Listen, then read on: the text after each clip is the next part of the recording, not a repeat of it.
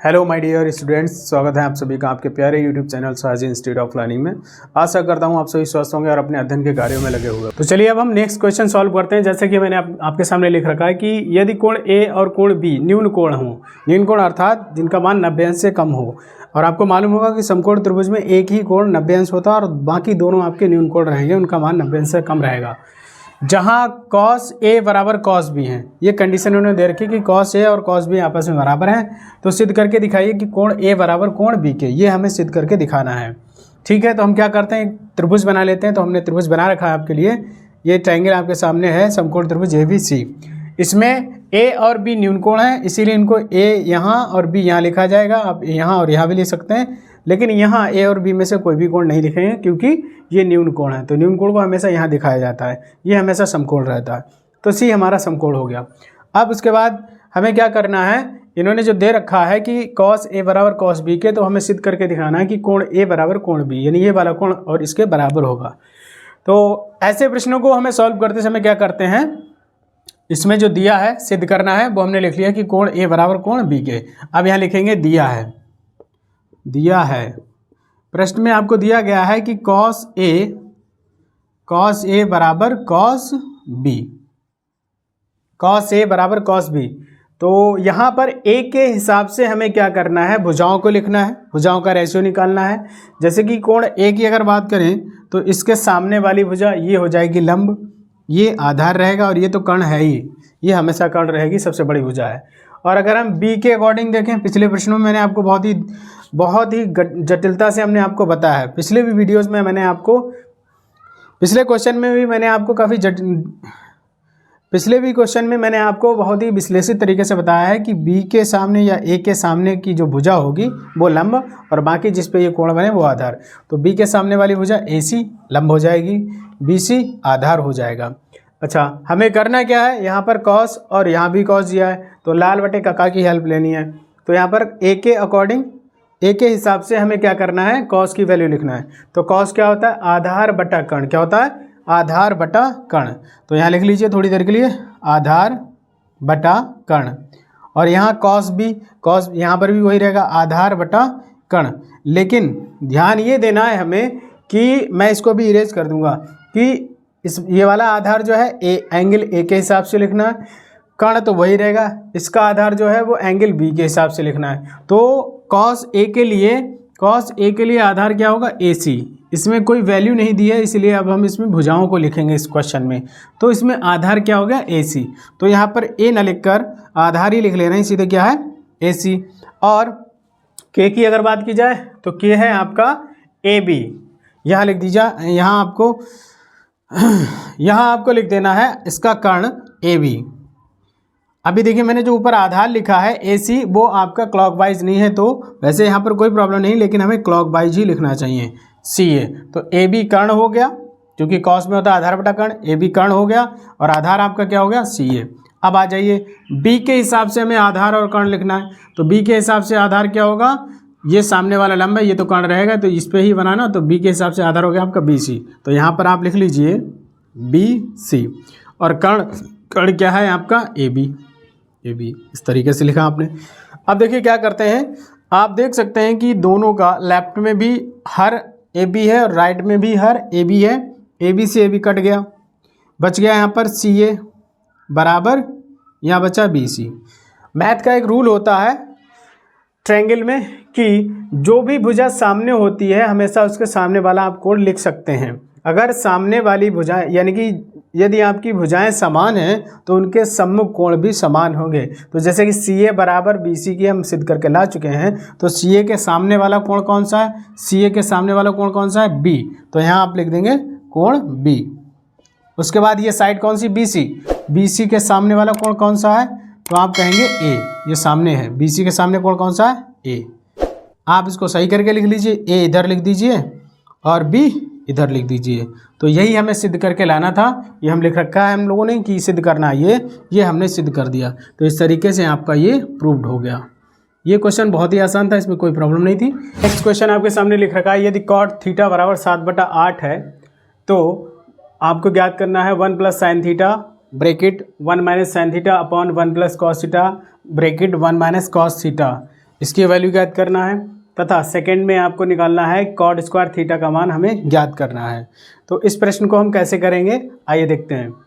तो इस प्रश्न को करने के लिए मेरे पास दो तरीके हैं, ठीक है। तो मैं आपको शॉर्ट तरीका ही बता देता हूँ, इससे शॉर्ट तरीका नहीं होगा। चलिए पहला प्रश्न हम लोग सॉल्व करते हैं। पहला प्रश्न है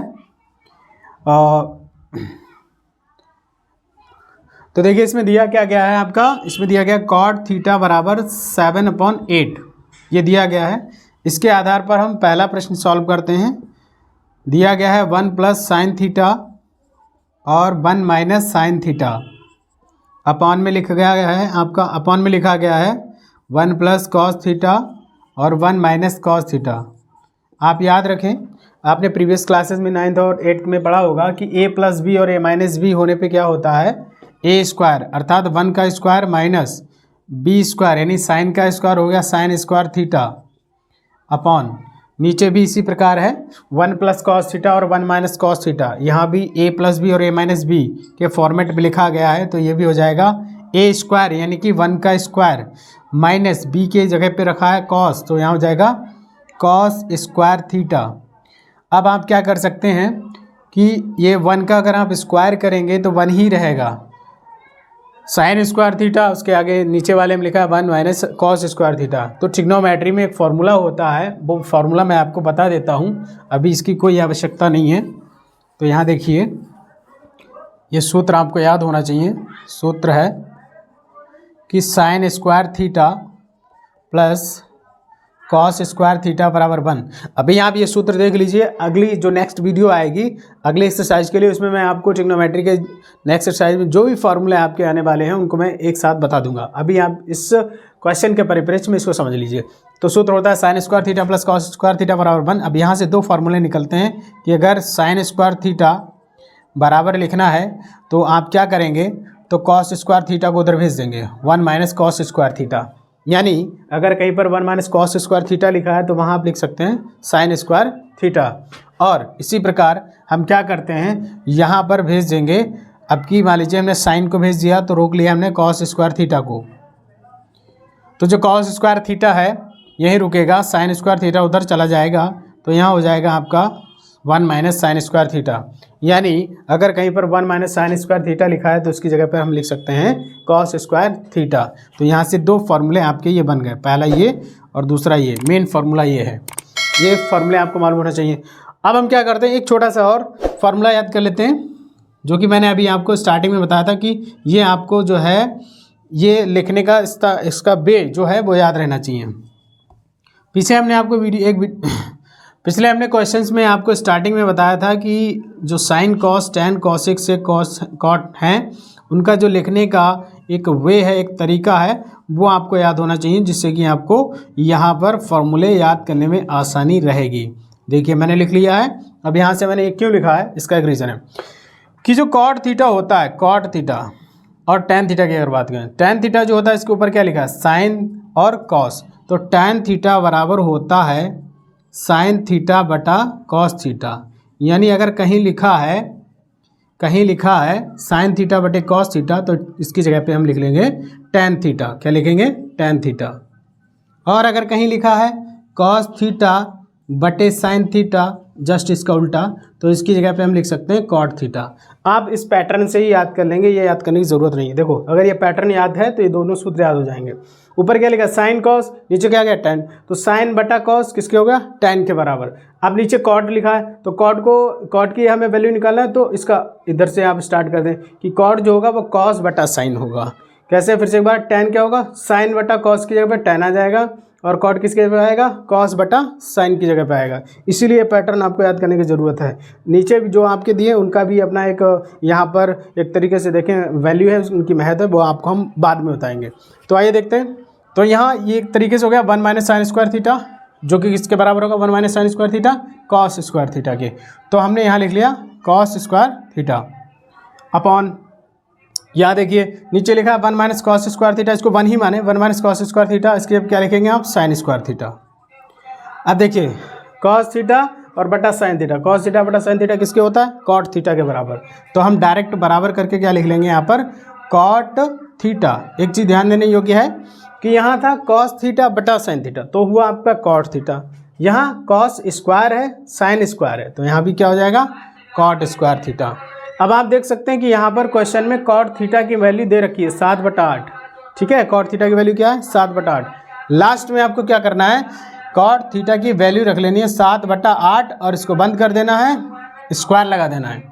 स्क्वायर का मतलब क्या हुआ कि इसकी 2 बार गुणा करना, 7/8 गुणा 7/8, गुणा कर दीजिए, 7 7 49 और 8 8 64। तो इस प्रकार से आपने देखा कि आपने कॉट स्क्वायर थीटा की वैल्यू निकाली। तो एक ही प्रश्न में आपने दोनों प्रश्नों को हल कर लिया। पहला प्रश्न भी हो गया, इसकी वैल्यू भी कितनी आ गई, 49/64, और दूसरा प्रश्न क्या है, कॉट स्क्वायर थीटा का मान ज्ञात कीजिए, वो आपका यहाँ से स्टार्ट हो गया अगर देखा जाए तो एक ही सोल्यूशन में दोनों ही का आपने सोल्यूशन निकाल के रख दिया इस तरीके से। तो आप इस क्वेश्चन को इस तरीके से करेंगे। इसमें क्या करना है, थोड़ा सा धैर्य रखना है, इन सूत्र को समझना है, सूत्र को याद करना है, और सूत्र की हेल्प से 1 + sin theta 1 - sin theta 1 square - sin square theta हो जाएगा, जो कि cos स्क्वायर थीटा के बराबर होगा। 1 + cos थीटा 1 - cos थीटा हो जाएगा 1 स्क्वायर - cos स्क्वायर थीटा, जो कि sin स्क्वायर थीटा के बराबर हो जाएगा। cos थीटा बटे sin थीटा क्या होता है, cot स्क्वायर थीटा हो जाएगा, क्योंकि स्क्वायर है इसलिए स्क्वायर लगा दिया। अब लास्ट में आपको क्या कर रखना है, पर cot थीटा की वैल्यू क्या रख दिया आपने, 7/8 का होल स्क्वायर। फिर उसके बाद स्क्वायर के कारण इसकी 2 बार गुणा कर देंगे, 7 7 49 हो गया, 8 8 64 हो गया।